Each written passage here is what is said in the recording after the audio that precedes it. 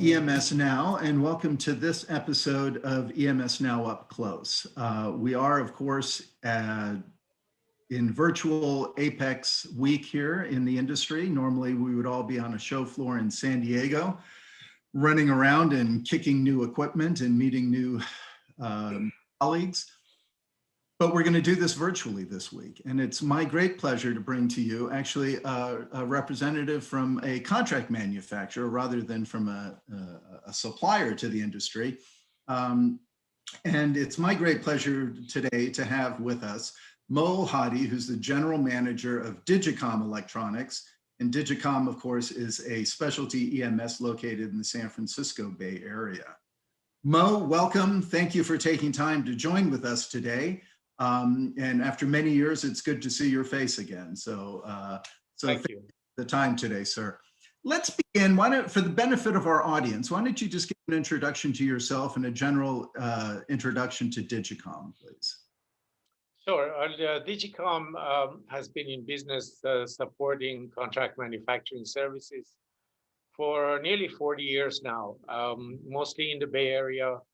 And in the last 12 years, located in Oakland, California, which is at the base of the Bay Bridge, San Francisco area. They have a very modern facility with state-of-the-art equipment and some special processes that we put in place, not only to address our ISO requirements, supporting medical, aerospace, industrial, and high-end manufacturing services, as well as trying to differentiate in the industry some of our strengths. Yeah, and that's actually interesting. And you mentioned some of the industry sectors that you're in: the medical, the internet, industrial, aero. And you also alluded to some of your certifications.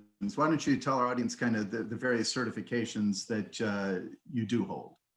Sure. At the core is ISO 9001, which just about everybody is expected to comply and be in compliance with. When you are going through the certification process of AS 9100, which is for aerospace, you also qualify for 9001. So we have both of them. And then on the medical side, we have ISO 13485, supports the medical industry. And then with FDA and California Department of Health and Services, and other accolades that make up our profile in terms of supporting the industry requirements. There isn't much beyond that in terms of capabilities and show of strength in supporting high-end complex assemblies. Yeah. Now, one of the things I've always liked about your company is that you also have you do a lot of collaboration with major universities and research institutions. Tell us about that, because that's fascinating, I think. Well, what started as a collaboration with a group of scientists and astronomers has become an epoch in our history and a great story to tell. And we started collaborating with a group of scientists in order to help them build a set of instruments that would help them perform their work and their research. These set of instruments are acronymed as ROACH, Reconfigurable Open Architecture Hardware Computing. A more simple address was just a basic spectrometer instruments that help these scientists do their work. This led to some amazing discoveries and research papers that were published. The most notable jaw-dropping one was that recently Event Horizon published as a result of their research that helped them depict what a black hole would look like image-wise. Wow. Einstein talked about this, Stephen Hawking talked about this. Nobody was ever able to visualize what a black hole might look like. Mhm. And these sort of instruments help these fantastic scientists show what it might actually look like on the event horizon. Amazing. Yeah. Yeah, no, that's fascinating. And was that and I've seen pictures of it on your website for the Roach and the Roach and Roach 2, right? So there's Yes. a new iteration of it. Is this one that what in collaboration with these brilliant people at laboratories and research institutes, you said, hey, we can help with that, and you kind of came up with the product that they can all then adapt to their own? Yes, of course. For some number of months, I think it extended to a year and a half of support, building prototypes, reporting back on the hardware. Remember, these guys are foremost capable in their research, software observations, and whatnot. And so we help them on the hardware side, which Okay, is our core right. capability, and develop these instruments which they could now use as a programmable, reconfigurable Mhm. hardware that they could help them do the research. And Yeah. it's a very flexible system of hardware that allows everybody to do their own research in the areas where they specialize in. Yeah. Amazing opportunity. So Yeah. Hey, and you mentioned that the application and the one you're talking about with the black holes clearly has to do with astronomy and space science engineers. Was it uniquely developed for them, or does it have applications beyond that as well? it has applications in telecom. It's basically capable of collecting very large amount of data very fast and digitizing it. But that's a very simple way of putting it. There is more, but mostly commonly it's used for astronomy and space science research, where actually a very large amount of data needs to be collected in a very fast way and then digitized and in a way that it will make sense to the observing bodies. That's where it's mostly deployed. Okay, excellent, excellent. Well, thank you for that. Let's get to your core business. So your core business is, and like I said at the beginning, I think of you as a specialty EMS. Um, uh, and not all EMS are created equal, right? So what differentiates Digicom then when you go to market? Um, there are several factors that helped us differentiate. Obviously, the equipment that supports our core values and work and expectations from customers goes a long way in supporting it. Needless to say, the equipment is very modern, state of the art, and the best that could possibly be from a group of well-known manufacturers. That said, process and process control are another very large aspect of this whole approach. And we have some unique ways to address that. Our cleaning method is absolutely phenomenal in that the leakage current across circuit boards and other concerns about the cleanliness of an assembly Mhm. is addressed to the core.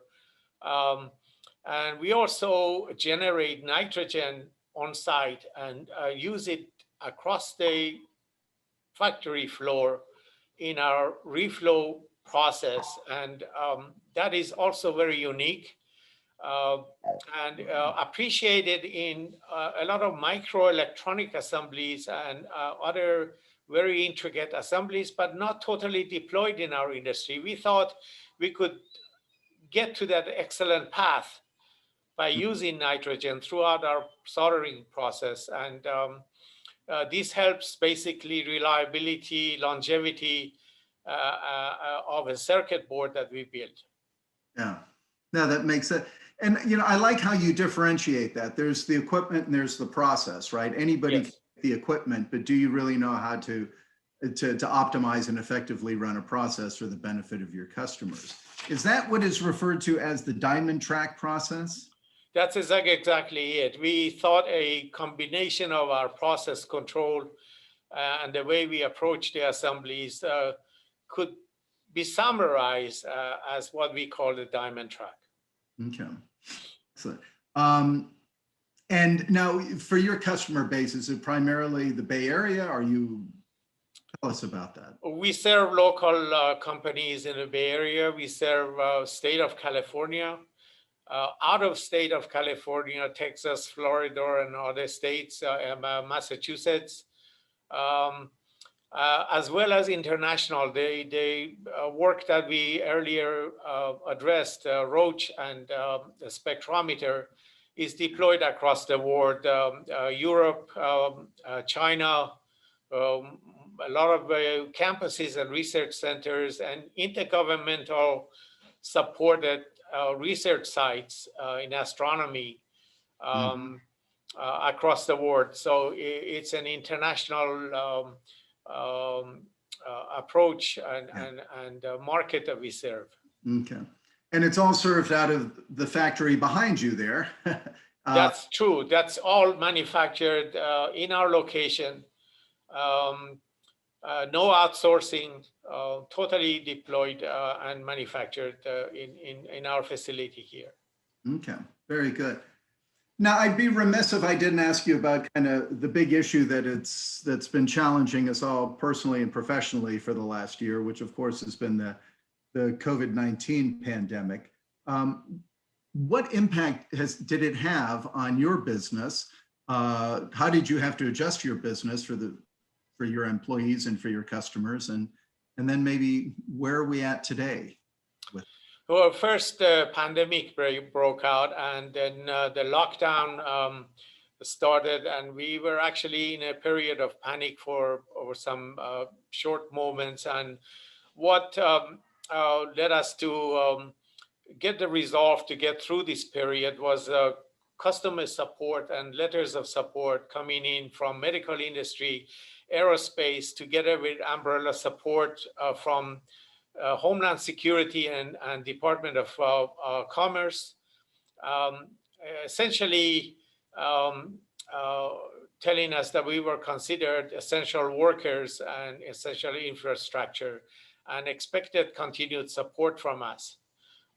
We then talked with our team to see what they wanted to do and how they felt about it, and they lent their support. So we then started quickly getting safety procedures and equipment in place, rehearsed it, make sure that everybody was safe, and considered all the guidelines, and we emerged out of it as a more stronger, more viable entity in that now our profile has actually been elevated in that our customers are able to count on us in very difficult times to continue supporting them.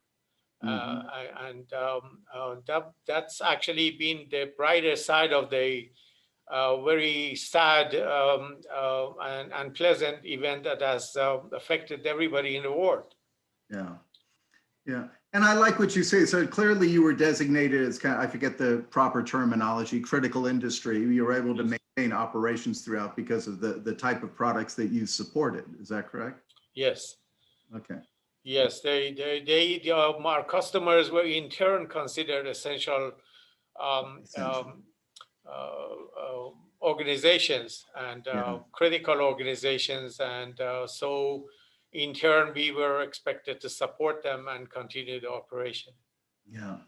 And just out of curiosity, so even though we're a year into this, I'm assuming a lot of the processes that you've put in place to take care of the employees are processes that remain in effect.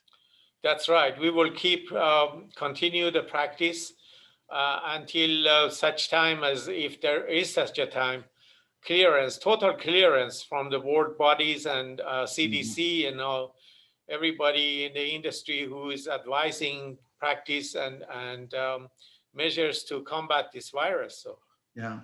And just out of curiosity, how did it impact your client's ability, your customer's ability to come to the facility? That must have been restricted. So did you have to adapt and go to virtual type things, or how did you handle that? We of course did go virtual like everybody else has had to, and with internet capabilities and all the other tools available to go online. As you see, the whole world has changed, and Yeah.